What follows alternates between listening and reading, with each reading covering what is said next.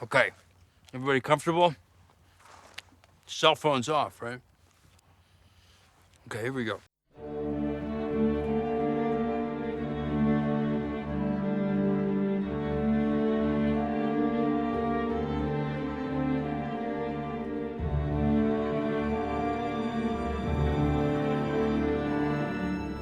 Hello and welcome to In Case You Were Considering, the podcast where I spoil some movies and then tell you not to watch them.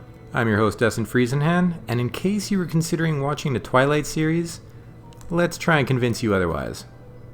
The Twilight series, for those of you who weren't alive anytime around, November 2008 to November 2012, is a 5-part romance fantasy film series based off of the Twilight series by Stephenie Meyer, and it had one film released every November for 5 years, starting in 2008 and ending in 2012, except for whatever reason Eclipse was released in June, so not sure why, but it was. And when it initially came out, I very much avoided it since I don't tend to go for young adult romance films, young adult fantasy films, however you want to put them. But eventually, I went to see the first one sort of as a deal with a friend of mine. We'd watch one film of the Twilight series, then we'd watch one August Underground, sort of let's watch these terrible series together sort of deal. I saw the first two that way. She saw the first August Underground and then watched the rest of the Twilight Saga without me and without having seen any of the other August Underground, so reneged on the deal, so boo earns on you. And eventually, a few years after that, I decided to finish it off and possibly highlight it for the In Case You're Considering series. Now, amusingly, when I was watching the third, fourth, and fifth films, it was all in one day up in Yellowknife when I was working there. And at the end of it, I was sort of thinking, the acting's not that bad. The special effects aren't too bad, except for the baby. The baby special effects are god-awful. That is some uncanny valley BS right there. But even the plots aren't super terrible. It's just, at worst, it's a young adult romance series. So it's cheesy where you expect it to be cheesy. There's a bunch of weird melodrama. It's not like super terrible. In fact, the third one, I was actually kind of happy with the fact that the entire film, Eclipse, almost had her going around to basically everyone she knew and asking what should she do about this little love triangle she got herself in. And the thing is, I sort of forgot the first two. So looking back at the first two, I think that's where the biggest problems with the series are. I mean, if you look at the end, you've got the third one, she's trying to deal with this love triangle. What's she going to do about it? Asking everyone their opinion, and people say, no, you shouldn't do this. In fact, almost everybody's like, don't become a vampire. Like, that's kind of ridiculous. You're 17, you're too young to be talking about marriage, too young to be talking about being a vampire, too young to be doing all this stuff. Everyone but her thinks that. And she basically disagrees with everyone because no, her love is true, which is exactly how you'd expect one of these films to go, right? And so, predictably, by the end of it, she decides that, and they have a bunch of weird little stipulations in their relationship. I will only marry you once we've had sex as a human and a vampire once, and he's not going to turn her until she marries him. And at first, he wanted her to live life a little bit, but she wore him down because that's how these things go. It did, however, have, of course, a love triangle, and in every single romantic comedy where there's a love triangle, you gotta have the kick the puppy. If somebody doesn't kick the puppy, then you're gonna feel bad for the person who's left behind. So, of course, even I remember the marketing, it had, are you on Team Edward or Team Jacob? I, for one, was Team Jacob until he suddenly decided to get really aggressive and start forcing himself on her with the kiss, and that becomes a thing, of course, in the film. Edward coming back saying, don't you dare ever do that without her permission. Perfectly understandable. And then, of course, after they get engaged, she asks him to kiss her, which makes no real sense. She's playing these two against each other the entire film. She'll end a date with one, get on the motorcycle with Taylor Lautner, and he's all shirtless because he never wears a shirt anymore. And it's like, you're just trying to get these people angry at each other. And she's really using these two people in a very bad way. You can argue it's teenagers are dumb and stupid and all that. You could argue that they don't know how relationships work, but it's really not good in that sense, in a relationship sense.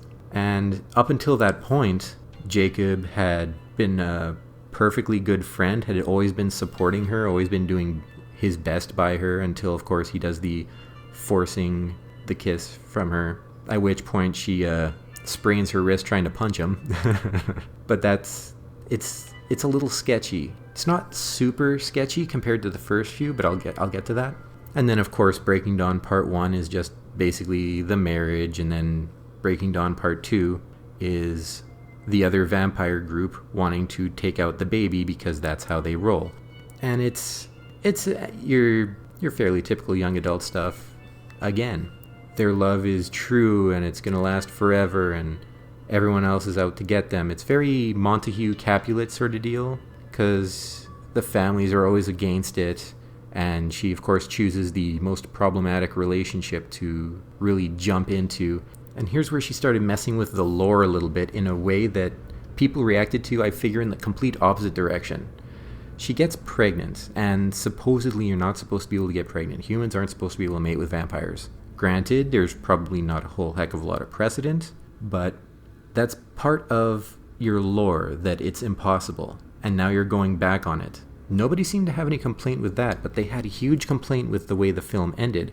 There was a big showdown supposed to happen where they get all their allies on one side fighting this powerful, secretive vampire coven on the other, and there's this whole battle, almost everybody dies, and then it turns out that it was just Alice went up, touched the head guy, and gave him a vision of how the battle would go. He ends up dying in it, but he believes her and says, okay, we're just going to back off and we're going to play nicely after you show us, oh shoot, there's actually another human vampire offspring that does exist who isn't going around killing everybody, so maybe it'll all turn out okay. We don't have to worry about it too much. And that's sort of where it ends. Everyone had a huge problem with that. I actually found it built up properly and done in a fairly clever way to keep everyone around, yet still have the big action scene, regardless of what you might think of that action scene. I, for one, don't think it was that great.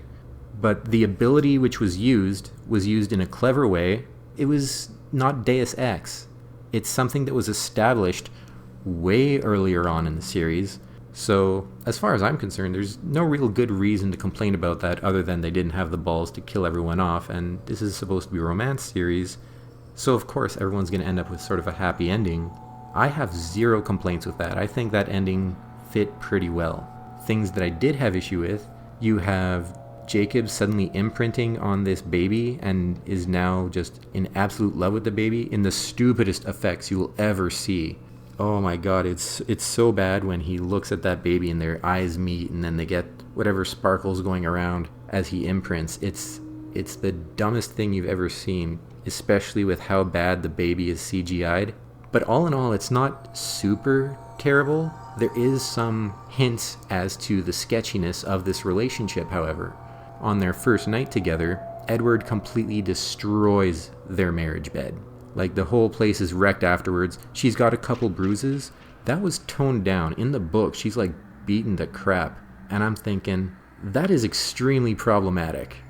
First off, if you're so worried that you're going to hurt her during sex, maybe have her be on top, you know? Maybe just don't be going super crazy hard.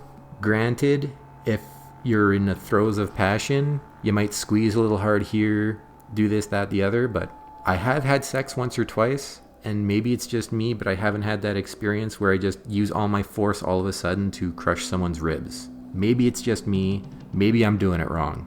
And Stephenie Meyer knows what she's talking about, even if she is a fairly repressed Mormon girl who's effectively writing about what her ideal relationship is. And that is what I have heard from interviews and such. So looking at it as an ideal relationship, this is where the film series becomes extremely problematic. If you take it as literal, they're vampires, this, that, the other, yeah, if you're hooking up with a vampire, hooking up with a werewolf, you've got potential danger issues. But if you look at it in a more metaphorical sense, you've got Edward, who is a much older man. He's 4 times 5, 6. He's around 100 years old, and she's 17. That's sketchy. Even if he's pretending to be a teenager for 90 odd years, like that's crazy. And he's hooking up with this teenager. Is this supposed to be the mental equivalent of you? Is this the emotional equivalent of you? No, the whole reason he's so attracted to her is because he can't read her mind. This is something that comes up right at the very end, where it turns out she has this shielding ability where she can prevent vampire powers from working on her and from working on others when she trains it up. That part is fairly Deus Ex'd, but it really is reminiscent of like Japanese harem manga and anime, as well as Japanese porn doujinshi, because every last one has a main character who's so aggressively dull and boring that somehow that's a superpower and everybody wants them. And that is effectively what happens here with Bella, who is so dull and without personality that she's supposed to, I guess, be an everyman, but for whatever reason, everyone just wants her eventually. And by everyone in this, it's not a whole harem, it's not 20 people, it's just Jacob and Edward. But she's deemed as super special because of her being so aggressively boring that her superpower is that the only interesting things going on around her somehow don't even affect her, aka the superpowers that people have. You'll see that in porn doujinshi, where this aggressively dull guy, just all of a sudden all the women want him, and that his dick is basically made of cocaine because they can't get enough of it. Or any harem anime where every girl just suddenly wants this person and are all fighting each other over them. And the big difference being that in those, the guy's like, no, ladies, don't fight, and they're actually fairly decent. Whereas in Twilight, she's actively getting Jacob and Edward to be jealous of each other and to fight each other. That's what happens pretty much all of Eclipse and for a chunk of New Moon. And if you look at their behaviors, after Edward, who's extremely controlling, like he is watching her sleep. He doesn't sleep, so he breaks into her room and just watches her sleep. This is before they're even dating. He's cutting her car's gas line and brake lines in order to prevent her from seeing Jacob. That's problematic. Granted, of course, she has a bit of a history with him, but you know what? You left. You left the town completely. You said, nope, I gotta leave you for your own good. At which point she becomes suicidal. She's trying to get herself in extremely dangerous scenarios because that's the only time that his face just sort of appears to her. So she's effectively become suicidal after this breakup of a short-term relationship when she's 17, and her friend comes in to try and comfort her and get her out of it. And that's when she and Jacob sort of fall for each other. And that seems like a much more reasonable relationship. In the third film, she's meeting up with some of Jacob's friend and family, and she meets one person who's married to Jacob's cousin or uncle or something like that. I forget the exact relationship. But yeah, so how is it sort of being with a werewolf? And she points out all these scars she has on her body because one day he wolfed out and he nearly killed her. So looking at this in any sort of metaphorical sense, you've got Edward, who's emotionally and mentally controlling and abusive, compared to Jacob, who's potentially physically very abusive. These are both terrible archetypes for a relationship. Granted, Jacob hasn't done anything yet. He eventually does force that kiss, which is a bad sign. But Edward's just made of red flags telling her who she can hang out with, how their relationship's going to go, what they're going to do. And that is a terrible message to send to anybody as being a romance. And that is my main problem with this series. The rest of it, there's nothing that's super aggressively, like, god-awful. It's directed by a number of pretty good directors. It's got decent enough storytelling for what it is. It's just how it's representing what is supposed to be an ideal romance and selling that to teenagers. That is not how this should be. It shouldn't be this life is ending, so we're all going to try to commit suicide. Edward as well, in the second film, after he leaves her, declaring that it's too dangerous for her, he ends up trying to get others to kill him and has a whole suicide plan that she ends up having to break up before coming back for Eclipse. And no, like, you guys have known each other for a year at best, and now you're all talking suicide? This is very Romeo and Juliet kind of BS, especially since you've also got the warring factions of family that becomes an issue later on. And Romeo and Juliet's not a good template for romance either. They knew each other for a day. A day. They meet each other, they hook up that night and get married, and then they kill themselves basically the next day. It's ridiculous. That is not romance. That is not true love at first sight. You don't know each other. Granted, here, there's nothing to know, so they already know each other pretty fully. Because Bella has no personality. She's so aggressively neutral and boring in order to be this everyman. As I said, it's not that the series itself is so super bad that you shouldn't watch it. It's how it represents relationships, because there's so many better options out there. Watch pretty much literally any other rom-com. You want the fantasy aspects? Watch a fantasy. You want them both? Watch Shadowhunters: The Mortal Instruments. It's effectively the same thing, but it doesn't have these subtle undertones of extremely problematic relationships that are very harmful, if not to the characters involved in them, then for what it is trying to tell us is a proper relationship. Because these are not good relationships. As I said, Edward is controlling her. Jacob has the tendencies to being violent, which is sort of it's as bare a kick the puppy moment as you can get. It seemed pretty out of the blue, and as far as I'm concerned, he would have been the healthier choice relationship-wise, because he was always far more supportive than Edward, who's just wrong in every sense of the word. 100-year-old manipulating a 17-year-old. I feel there's issues with that, just because she has the magic power that he can't read her mind, which makes her special. And that's the only reason he ended up hooking up with her in the first place. But then you have her manipulating them into fighting each other, just their overreactions to everything that happens. The rest of the plots, where you'll have the odd vampire group here that's killing some people, or vampires out for revenge, this, that, the other, all that stuff is entirely forgettable.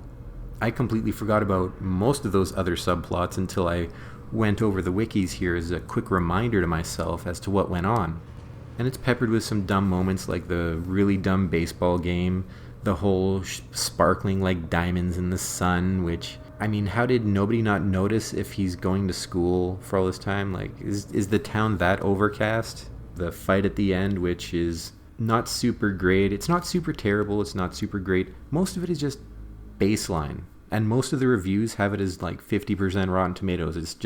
It's like Bella. It's pretty much aggressively neutral, if anything. Unless you start looking at that relationship. And that is the whole reason why you shouldn't really consider supporting this series at all. Download it illegally if you really have to, but this is not the kind of thing that we should be showing as any sort of representation of a romance. Romantic films themselves have a lot of problems. They have all their cliches. They have their meet cute followed by the misunderstanding, followed by the get together at the end. You have the whole kick the puppy moment if there's a third person involved in there, who otherwise is generally very good up until that point. I've been seeing a number of them these days, and there are some quite good ones. Always Be My Maybes, very hilarious, and shows, long-term friendships sort of blossoming into something a little bit more. You can have a number of films that can portray very reasonable romances, even ones that'll portray reasonable romances with teens, but regardless of how you're going to do it, no matter how cheesy you do it, don't choose one that has such obvious problems as somebody who's 6 times older than them, watching them sleep and cutting their brake lines. These are problems. You don't want to have, our first magical special night, having her check her bruises in the morning. That's not good. It shouldn't be about violence and control, and that's what a lot of the relationship seems to be here. Watching the last 3 separate from the first 2, it was a lot more subdued because it was only 1 or 2 little moments that are sort of hints at the problems, compared to the first 2 where you see it a bit more often, because otherwise there's nothing super objectionable about the films. And I'm definitely going in circles here, but there's just so much better out there. And so I hope that even if you do end up watching the Twilight Saga, just don't financially support it. Don't give it any reason for people to think that this is something appropriate. Treat it as it is, as a very problematic relationship. Much like we should be treating Romeo and Juliet, that is a problematic relationship and should never be considered romantic in any sense of the word. And honestly, that was my biggest problem with Romeo and Juliet, why I hate that story so much. Because people are looking at it as some sort of template for what a relationship should be, that it should be instantaneous, that it should be so deep that the second it's severed for even a minute, that suicide's the only option. That is not how a real relationship should work, and that is not how anyone should ever view it. So any story like the Twilight series should not be held up on this pedestal and treated as a work of art in any way, shape, or form, regardless of quality of writing, whether or not it's there, regardless of quality of direction or acting or storytelling or special effects or anything like that. If you want to watch a series that contains a film that goes on for literally an hour for a wedding, be my guest, but please make it a better one.